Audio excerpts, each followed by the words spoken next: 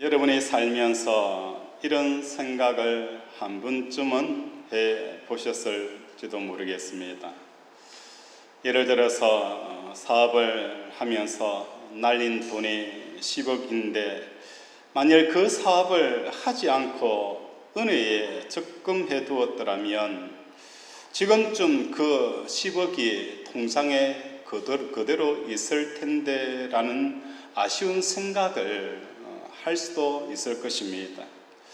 또 가지 말아야 될 곳을 가다가 사고를 당하여서 평생 장애인으로 살게 되었다면 사고 당하기 전 이전으로 돌아갈 수 있는 방법이 없을까라는 그런 생각을 한 번쯤은 해보았을 것입니다. 우리는 이런 상황을 만나게 되어졌을 때에 내 인생이 리셋이 되었으면 좋겠다. 다시 말해서 이 상황이 현실이 아니라 꿈이었으면 좋겠다라는 그런 생각을 할 때가 있다는 거예요. 성경이 말하는 우리 인생의 리셋이라는 것은 무엇을 말하는 것일까요? 오늘 본문 가운데 손해를 배상하라라는 말이 나옵니다. 손해배상이라는 말 그 자체가 나의 위법과 또 나의 잘못으로 말미암아 누군가에게 손해를 끼쳤을 때에 그 손해를 되어지는 부분을 배상함으로 말미암아 어떤 상태가 되어지는 거예요? 손해가 일어나기 이전 상태로 복귀하는 것이 오늘 손해배상법에 관한 내용이라는 것입니다. 15절 속건제를 드릴 때에 내가 지정한 가치에 따라 성소의 세길로 흠없는 수양을 드려 성물들에 대한 잘못을 보상하라. 그리하면 사건이 일어나기 그 전으로 다시 복귀가 되어질 것이다 라고 말씀을 하고 있다는 거예요. 그래서 오늘 말씀을 통하여서 성경이 말하는 이 손해배상법, 속건제에 대한 내용을 함께 살펴보고자 합니다. 사람이 태어나는 자는 예외 없이 하나님께서 다 계획을 가지고 계십니다. 그러므로 인생 손해의 분별 기준법은 하나님이 계획하신 바를 따라서 하루하루를 살았느냐 그렇게 살지 못하였느냐에 따라서 우리 인생의 손해가 기준이 설정이 되어진다는 것입니다. 만약 지금까지 내가 50평생 하나님의 말씀에 따라서 지금까지 살아온 결과와 하나님의 뜻을 전혀 염두에 두지 아니하고 지금까지 살아온 그 결과는 얼마나 큰 차이가 있을까? 우리에게 한번 내 자신의 삶을 돌아보기를 원합니다. 내가 10대 때에 하나님의 말씀대로 하나님께서 내게 감동을 주는 대로 그렇게 내가 그때 그렇게 선택을 하였더라면 지금 내 인생은 달라졌을 거야. 그 하나님의 뜻에 대해서 전혀 분별하지도 못하고 반응하지도 못한 지금의 상보다는 완전히 달라졌을 것이다.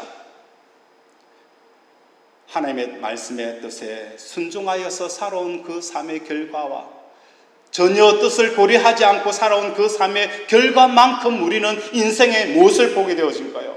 손해를 보게 되어진 거예요. 이걸 성경은 우리에게 말씀을 하고 있다는 것입니다.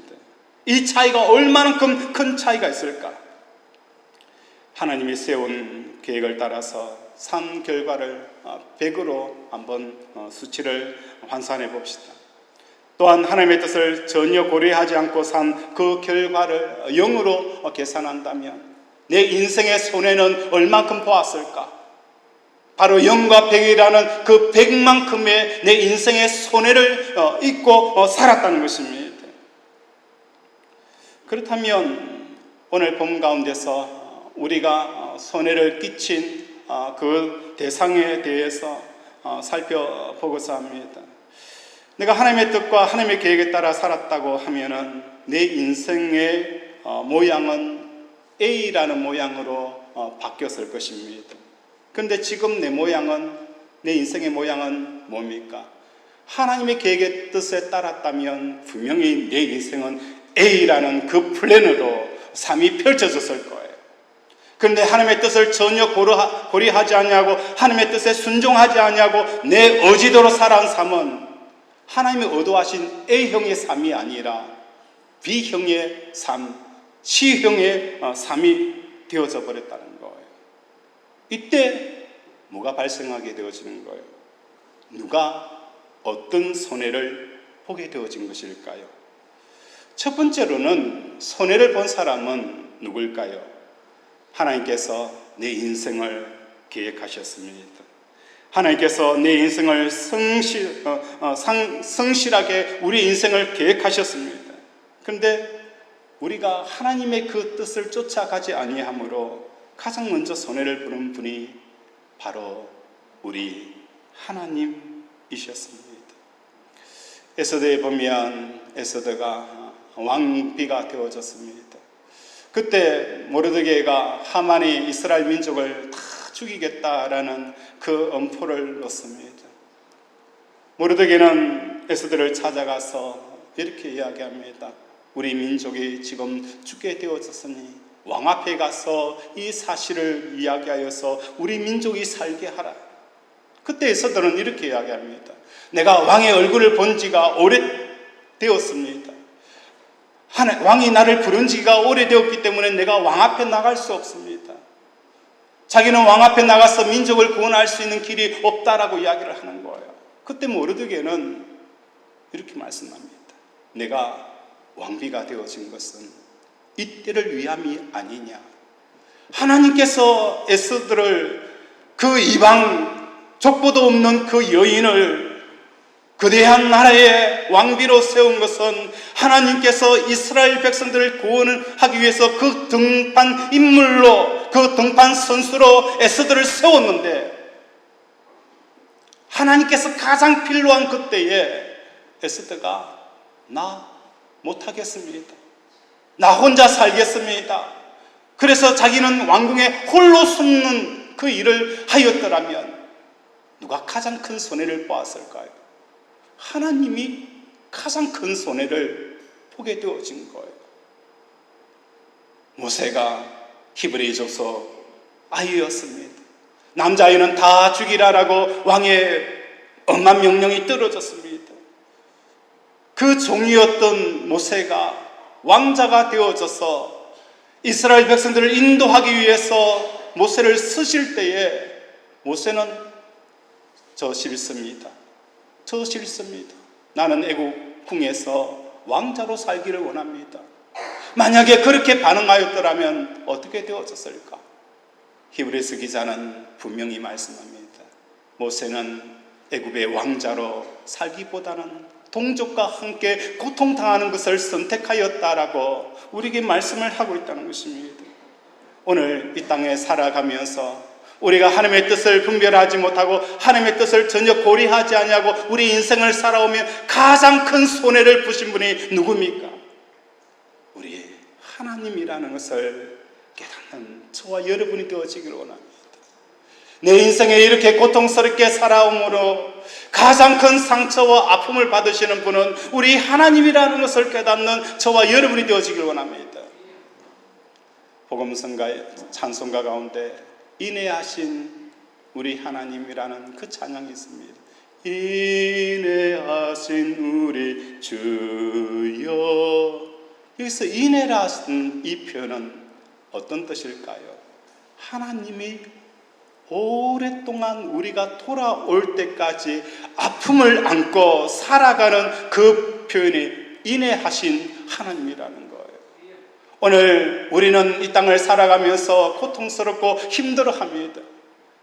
그때 우리는 내 고통만 보이지 하나님께서 얼마나 아파하시는지, 내가 믿음으로 살지 못하고 고통 가운데 살아가고 한 사람 한 사람 안에 내 마음이 부서져가는 그 상처로 얼룩져 있는 내 모습을 보면서 가장 슬퍼하신 분이 우리 하나님이라는 것을 깨닫는 저와 여러분이 되어지기를 바랍니다. 두 번째로 우리가 손해를 배상해야 될 대상이 누굽니까? 바로 하나님께서 우리를 향한 그 놀라운 계획을 가지고 있는 거예요. 나를 향하여서 완벽한 나의 모습을 하나님께서 설계하시고 그것을 위해서 인생 채찍과 사람 막대기를 통해서 나를 인도하여 주셨습니다. 그런데 나의 완벽한 내 모습을 말씀에 따라 살지 않으므로 내 인생을 잃어버리는 손해가 나에게 주어지게 되어졌다는 거예요. 그래서 손해배상의 대상 두 번째로는 누굽니까? 내 자신에게 손해를 배상해야 하는 거예요. 만약에 내가 하나님의 말씀대로 이때까지 살아왔더라면 얼마나 멋진 나, 얼마나 완벽한 나, 모든 사람들이 정말 허무할 수 있는 그런 사람으로 내가 바뀌었을 텐데 지금은 어떻습니까? 누구도 나를 가까이 하지 않는 거예요. 너무 고독하고 너무 외롭다는 거예요. 내 생각과 내 의와 내 감정에 치우쳐서 살아가는 사람 주위에는 사람이 붙지가 않아요. 친구해주면 안 돼요. 여러분 가정을 돌아보세요. 남편이 자기 생각밖에 모르고 자기밖에 모르면 옆에 있는 평생을 함께 살겠다라는 아내도 어떻게 해요? 자꾸 거리를 두는 거예요. 시간의 거리, 공간의 거리, 마음의 거리를 둬서 남편과 계속 떨어져 있는 거예요. 절대 고독을 느끼며 살아가는 거예요. 주위에 아무도 없는 삶이 살아가게 되어지는 거예요. 성경은 말씀합니다. 온유한 자는 땅을 기업으로 얻는다고. 우리 주위에 내 생각과 내 감정에 치우쳐 있기보다는 하나님의 생각과 하나님의 감정을 쫓아가게 되어지면 저 멀리 있던 남편도 나에게 다가오는 거예요. 왜? 내 속에서 그리스도의 향기가 나는 거예요. 얼굴은 그렇게 이쁘지 않은데 마음이 속에서 우러나는 그 이쁨에 마음이 끌려서 아내 가까이로 남편 가까이로 다가오게 되어진다는 거예요. 오늘 손해배상해야 될 두 번째 대상이 누굽니까? 내 자신이라는 거예요. 세 번째로는 누구입니까? 내가 하나님께서 계획하신 그 모습대로 삶을 유지하고 있었더라면 내가 관계하는 나의 가족인 남편과 또 자식과 부모와 이웃들에게 선한 영향력을 미칠 수 있었던 그 많은 내용물들이 다 사라져 버리게 되어진다는 거예요. 오늘 내가 하나님의 말씀에 따라 살았더라면 나를 통해서 회복되어질 사람들이 얼마나 많이 있습니까? 한마디 말을 하더라도 그 말 한마디가 언쟁반 위에 금사과처럼 사람에게 다가가서 그 사람에게 위로가 되어지는 거예요. 주위의 사람들이 어떻게 해요? 나를 통하여서 선한 영향력을 마음껏 누려야 되는데 내가 말씀에 따라 살지 못함으로 말미암아 그 모든 선한 영향력들이 한순간에 사라져 버린다는 거예요. 그래서 우리는 내 이웃에 사는 내 남편과 아내와 자식과 부모에게 손해배상해야 하는 거예요. 내 때문에 마음 많이 상했지. 내 때문에 많이 힘들었지. 내가 말씀에 따라 살지 못함으로 내 고집과 내 아집으로 네가 많이 힘들었지. 우리는 내 주위에 있는 가족들에게 손해를 배상해야 한다는 것입니다. 요셉, 하나님의 계획과 하나님이 원하시는 뜻대로 삶을 살겠다라고 일평생 살아온 사람이 요셉이었습니다. 요셉은 만민을 구원하겠다라는 꿈도 없었습니다. 애굽의 총리의 자리에 올라가겠다라는 그 비전도 요셉은 가지지 않았습니다. 오직 뭡니까? 매일 매 순간마다 하나님을 사랑하고 하나님과 동행하고 하나님의 뜻과 하나님의 마음을 헤아리며 살았던 그 요셉이 어떤 사람이 되어집니까? 애굽의 총리가 되어지는 역사가 일어나는 거예요. 오늘 이 자리에 앉아있는 저와 여러분이 요셉같이 쓰임받지 못할 자라고 누가 이야기할 수 있을까요? 요셉처럼 하나님과 동행하고 하나님의 뜻을 헤아리고 하나님을 두려워하고 하나님을 경외하였더라면 꿈도 가지지 못하고 비전도 품지 못하였던 애굽의 총리의 자리에 저와 여러분을 세울 수 있는 하나님의 계획이 분명히 있었을 거예요.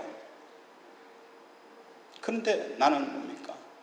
내 뜻을 고집하다 보니까 누구에게도 인정받지 못하고 누구에게도 구원을 할 수 있는 힘과 여력도 없는 자로 B 모양으로 C 모양으로 내 모습이 바뀌어져 있는 것, 이것이 바로 오늘 우리의 모습이라는 거예요. 다윗도 마찬가지였어요. 목동이었습니다. 아버지에게 사랑을 전혀 받지 못하는 아이였습니다. 그런데 하나님을 사랑하고 하나님의 마음을 쫓아갔더니 이스라엘의 최고의 왕으로 하나님께서 세운 거예요. 만약에 하나님의 뜻을 쫓아가지 아니하던 다윗은 얼만큼 손해가 보았을까? 성경 속에 기록되어져 있는 오고 가는 사람 가운데 다윗이라는 그 엄청난 손해를 아마 다윗이 보게 되어지는 거예요. 그러므로 내가 하나님의 뜻을 온전히 행하지 못하고 살았을 때 엄청난 손해가 발생한다는 것을 우리에게 말씀합니다. 그러므로 매일매일 살아가는 중에 하나님의 계획 안에 움직이지 못할 때 하나님께서 먼저 손해를 보게 되어지고 내 자신이 손해를 보게 되어지고 또 내 주위의 가족과 이웃들이 손해를 보게 되어진다는 것입니다. 만약 하나님의 뜻대로 내가 살았더라면 그 결과와 천문학적인 인생의 손해를 보게 되어진 거예요. 10억의 문제가 아닙니다. 20억의 문제가 아니라는 거예요. 오늘 본문 중에 제사에 대한 이야기를 나누고 있습니다. 속건제에 대한 이야기를 나누는데 이 속건제는 속죄제와 언뜻 보면 잘 구분이 되어지지 않습니다. 속죄제는 범죄를 행하는 주체인 나에게 주목을 하는 것이 속죄제고, 속건제는 내가 범죄함으로 나타나게 되어지는 나 외에 관계되어지는 모든 사람들의 손해에 대해서 주목하는 것이 속건제입니다. 다시 말해서 속건제는 내가 범죄함으로 나타나는 타인과 하나님을 향한 손해까지도 포함하고 그 손해를 배상하기 위해서 드리는 제사가 바로 속건제라는 것입니다. 이것은 단순히 물질적인 손해배상을 말하는 차원에 머무는 것이 아닙니다. 그래서 오늘 본문 가운데 여호와의 성물에 손해를 끼쳤거든 라고 표현합니다. 여호와의 성물의 가장 첫 번째는 무엇이 되어질까요? 하나님의 성물. 우리는 어떤 생각하기에 성막에 있는 기구 여러 가지 것을 표현하고 있지만 하나님의 성물은 첫 번째로 제일 되어지는 게 뭡니까? 우리 자신이라는 거예요. 하나님의 성물은 어떤 은수저나 촛대가 아니라 우리 자신이라는 것입니다. 우리는 누구의 것입니까? 하나님의 것입니다. 우리는 누구의 것입니까? 하나님의 것이라는 거예요. 목사님, 어떻게 내가 하나님의 것입니까? 나는 내 손을 마음대로 움직일 수 있습니다. 내가 원하는 곳에 내가 다닐 수 있습니다. 아닙니다. 여러분이 치매에 한번 걸려보세요. 손도 내 것이 아닙니다. 발도 내 것이 아니에요. 오늘 우리는 분명히 하나님께서 우리가 사명이 있는 동안 이 모든 것을 우리가 허용한 거예요. 이것은 내 것이 아닙니다. 더욱이 가장 중요한 것은 우리의 마음은 하나님 앞에 드려야 될 하나님의 것이라는 것입니다. 하나님께 내 마음을 드리지 못하게 되어지면 나는 무엇을 하게 되어지는 거예요? 하나님을 잃어버리게 되어지는 거예요. 우리가 하나님 앞에서 열심도 내고 헌신도 하고 봉사도 하지만 가장 중요한 것은 하나님 앞에 마음을 들이지 못하면 아무 소용이 없습니다. 그래서 성도의 믿음의 삶이라는 것은 하나님 앞에 마음을 들이는 그 길을 아는 사람이 바로 믿음의 삶을 살아가게 되어진다는 것입니다. 누가복음 15장에 보면 탕자에 대한 비유가 있어요. 아버지와 첫째 아들, 둘째 아들이 있었는데 둘째 아들이 아버지에게 재산을 달라고 재산을 반을 나누어서 먼 타국에 가게 되어지는 잃어버린 아들에 대한 이야기를 나누고 있어요. 여기서 첫째 아들도 잃어버린 탕자였고 둘째 아들도 잃어버린 탕자였습니다. 왜 잃어버렸을까? 아버지는 아들 자체를 사랑하고 아들 자체를 마음에 담았습니다. 그런데 이 두 아들은 마음에 무엇을 담았습니까? 아버지가 아닌 아버지의 재산을 마음에 담았다는 거예요. 아버지와 아들이 서로 커뮤니케이션이 단절이 되어져 버린 거예요. 그때 뭡니까? 잃어버린 자가 되어지는 거예요. 아버지는 아들을 마음에 담았는데 아버지를 마음에 담는 것이 아니라 재산을 마음에 담는 거예요. 자기의 미래의 행복을 담고 비전을 담는 거예요. 이럴 때 하나님과 아버지는 커뮤니케이션이 되어지지 않는 거예요. 이것을 누가복음 15장에서는 잃어버렸다라고 표현하는 것입니다. 내가 하나님을 잃어버리게 되어지면 하나님께서 디자인하신 나는 잃어버리는 결과를 가져옵니다. 가장 완벽한 나를 잃어버릴 것입니다. 동시에 완벽한 나를 잃어버리면서 사람 관계에서 그 사람에게 내가 온전한 모습으로 영향력을 미칠 수 있던 많은 이익들도 다 제거가 되어지게 되어지는 거예요. 이것을 원래대로 돌이키게 하는 것이 속건제다라고 우리에게 말씀을 하는 것입니다.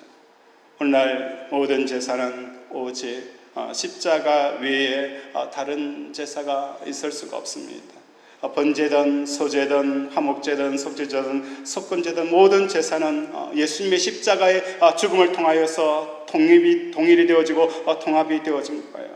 십자가 제사를 통하여서 우리가 끊임없이 우리 인생의 삶 가운데서 손해가 되어지는 그 부분을 제사를 드림으로 말미암아 어떻게 되어지는 거예요? 내가 실수하고 내가 범죄한 그 모든 결과를 돌이킬 수 있는 그 길을 우리 하나님께서 오늘 제사를 통하여서 우리에게 허용하셨다는 것입니다. 그러면 이러한 삶이 어떻게 가능할까요? 십자가를 통하여서 가능하다는 것입니다.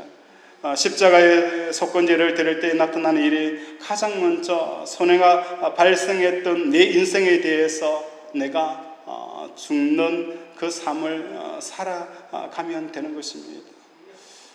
이스라엘 백성들이 제사를 드릴 때에 상번제를 드리게 합니다. 아침 저녁으로 하나님 앞에 번제를 드립니다.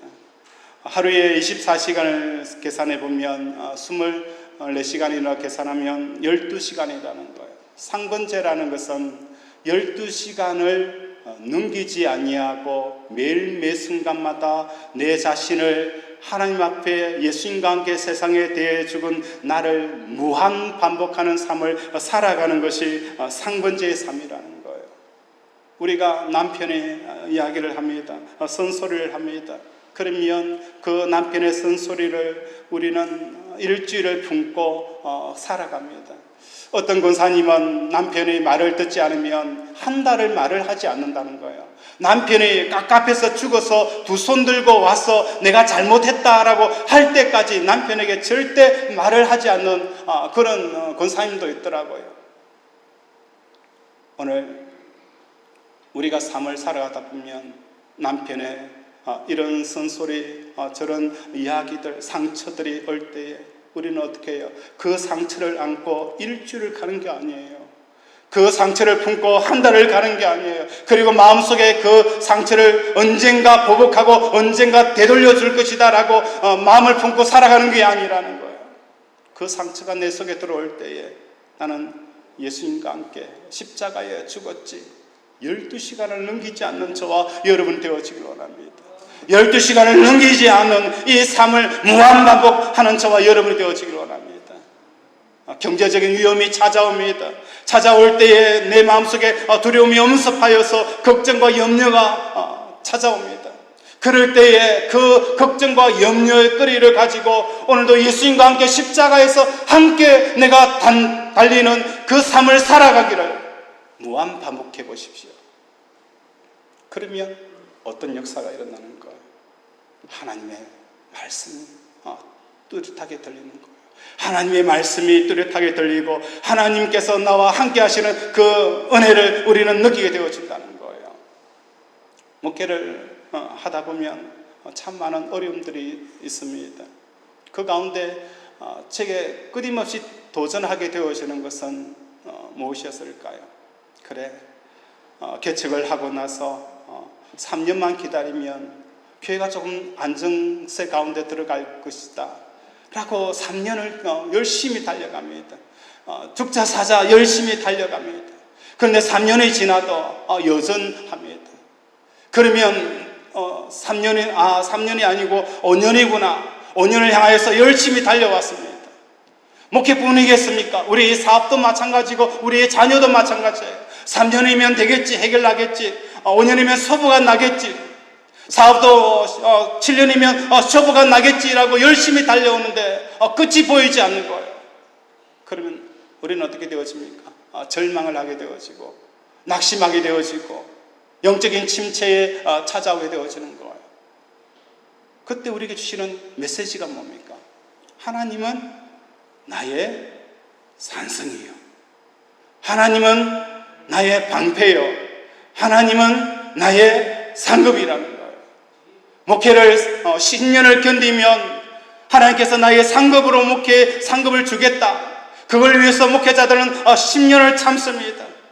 20년을 참습니다. 사업을 하는 사람은 5년을 참으면 하나님께서 내 사업에 복을 주겠지. 가정부는 내 자녀에게 대학교만 들어가면 하나님께서 내 자녀에게 복을 주겠지. 그때까지 참습니다. 힘들어도 참습니다. 외로워도 참습니다. 지쳐도 다시 일으키며 달려갑니다. 그런데 그게 아니라는 거예요.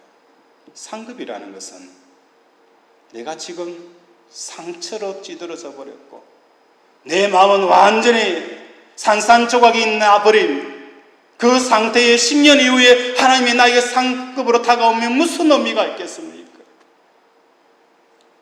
하나님께서 우리에게 주시고자 하는 것은 세상이 알 수도 없고 세상이 줄 수도 없는 평안을 너에게 주노라. 10년이 있다가 아닙니다. 이 상황이 끝나면 주겠다 아닙니다. 지금 이 순간 하나님께서 하늘의 문을 열시고 지금 이 순간 하나님께서 나의 상급이 되어주시는 거예요. 옆집 아이는 좋은 대학을 들어갔는데 내 자식은 취업을 못해서 집에서 빈둥빈둥거리고 게임을 하고 놀고 있으면 화가 올라오는 거예요. 하나님, 내가 하나님을 이렇게 섬겼는데 예수 믿지 않는 옆집의 자식은 좋은 대학도 들어가고 좋은 직장에 들어가는데 내 자식은 뭡니까? 하나님께서는 제게 염소 새끼도 한 마리 주지 않는 하나님으로 우리는 원망하게 되어진다는 거예요. 하나님, 내가 일평생 하나님을 섬겼는데 내 자식 직장 제대로 하나 주지 못하는 염소 새끼마저도 주지 않는 그 아버지로 둔갑하게 되어진다는 거예요. 하나님은 지금 이 순간 나의 상급이 되어집니다. 먼 미래의 시간적인 문제가 아니에요. 지금 이 순간 우리가 하나님 앞에 번제로 우리의 마음을 하나님 앞에 드리기만 하면 하나님께서 우리에게 옆집에 자녀가 서울대를 가고 삼성에 들어가고 내 자식은 백수가 되어지더라도 하나님께서 내 속에 어와 희락과 평강이 주어지는 거예요. 이 평강이 가득한 엄마를 대하는 자식이 뭘 느끼는 걸까요? 생명을 느끼는 거예요. 삶의 활력을 느끼는 거예요. 하나님께서 열어주시는 그 놀라운 복을 받게 되어지는 거예요. 이것을 우리의 자식들이 다 잃어버린 거예요. 내 마음을 하나님 앞에 보내지 못함으로 이렇게 자녀들이 누려야 될 그 모든 특권들을 내가 다 빼앗아 버린 거예요. 이걸 하나님께서 어떻게 해요? 제사로 드리라 라고 말씀하는 거예요. 이제 내 마음을, 세상에 버렸던 내 마음을 다시 찾아오기를 원합니다. 세상에 보내었던 내 마음을 찾아올 수 있는 그 길은 예수님과 함께 내가 십자가에 죽게 되어지면 세상에 보내었던 그 내 마음을 찾아서 누구에게 올려보낸 거예요? 하늘에 계신 하나님에게 올려보내게 되어지는 거예요. 그때에 우리의 삶을 돌아보면, 야, 내가 10억 잃어버렸던 것 때문에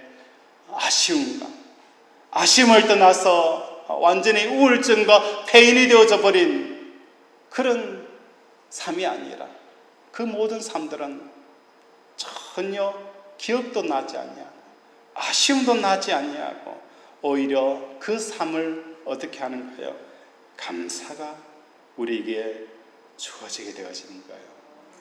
과거에 내가 살았던 그 선택을 잘못하고 내가 실수하고 범죄하였던 이 모든 것들을 속건제를 통하여서 내가 하나님 앞에 예수님과 함께 십자가에서 죽고 그 죽은 마음을 하나님 앞에 올려드렸더니 이제 내 삶 가운데 과거에 잃어버렸던 그 모든 것들은 어떻게 해요?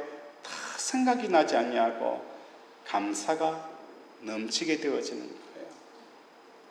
이 감사가 넘치게 되어질 때에 그때 하나님께서는 저와 여러분 삶 가운데서 일하심이 나타나게 되어진다는 거예요. 복음성가 290장 날 구원하신 주 감사, 이 찬양을 함께 부르면서 하나님, 이때까지 우리가 과거의 잘못으로 잘못된 선택과 여러 가지 상황 때문에 너무나도 많은 손해를 끼쳤던 그 삶, 이제 예수님과 함께 속건제를 드림으로 말미암아 그 과거의 아쉬움이 사라져버리게 하는 그 유일한 키는 뭡니까? 이 상황 가운데서도 감사가 저와 여러분 속에 일어나기를 원합니다. 내 몸에 병이 걸려도 감사하기를 원합니다. 내 사업이 완전히 망하여서 부도난 상황 가운데서도 감사가 오늘 저와 여러분 삶 가운데서 나타나기를 바랍니다. 우리 함께 찬양을 한번 불보면서 계속 말씀을 나누도록 하겠습니다.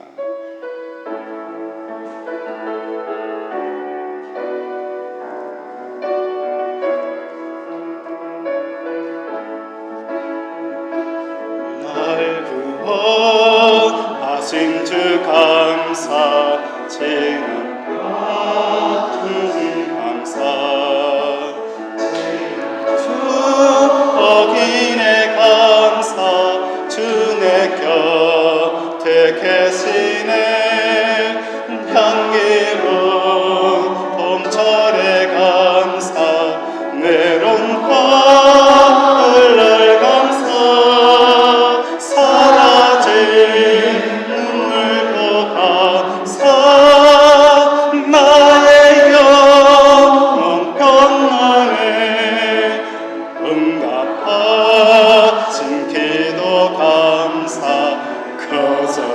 거절하신 것 감사, 내 전하는 풍랑 감사, 모든 것 채우시네, 나쁨과 기쁨도 감사, 절망 중 위로 감사, 청량호 가은에 감사, 거신 사랑 감사에, 길가에 장미꽃 감사, 장미꽃 거시 감사, 따스한 사랑의 가정 이용한 감사, 기쁜 것 기쁨도 감사, 하늘 평안을 감사, 내일의 희망을 감사, 영원토록 감사해.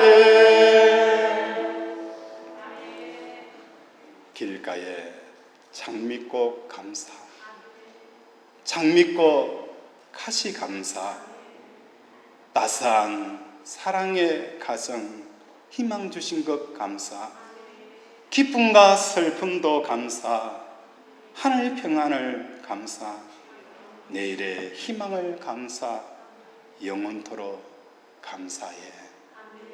오늘 우리가 하나님 앞에 내 자신을 예수님과 함께 십자가에 죽는 이 번제의 삶을 무한 반복하게 되어지면 먼 미래에 주어지는 행복, 먼 미래에 주어지는 기쁨 아니에요.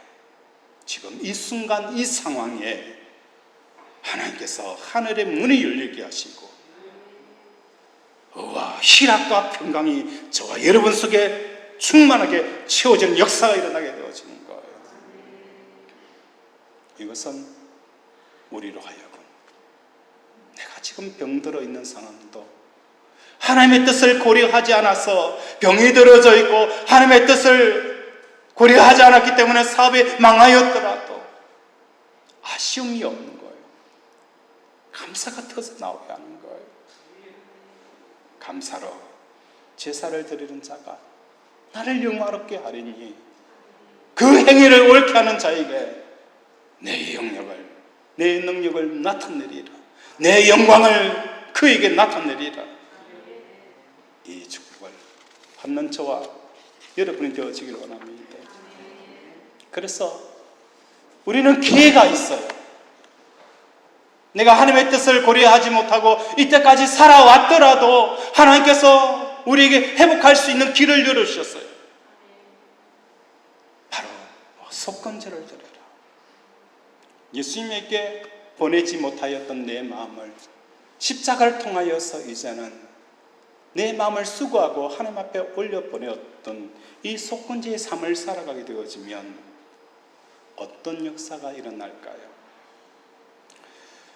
지금 동안 하나님의 뜻을 도외시해버리고 자의적으로 살았기 때문에 하나님의 목표로부터 엄청나게 멀어져 버리고 또 내 자신과 내 주위의 이웃들이 내가 하나님의 말씀대로 살았더라면 보게 될 그 수많은 선한 영향력들을 다 빼앗겨 버린다 할지라도 내가 하나님 앞에 손해배상 이 속죄제를 드리게 되어지면 하나님께서는 어떻게 하실까요? 내가 있는 이 자리에서부터 제 탐색을 하시는 거예요.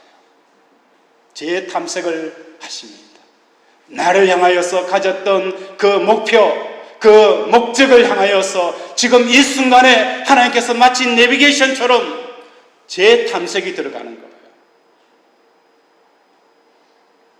유턴을 하라.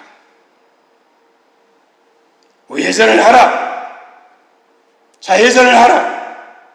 그래서 하나님께서는 태초에 내가 가졌던 그 A형의 타입으로 나를 향하여서 이곳에서부터 재탐색하여서 길을 안내하는 거예요.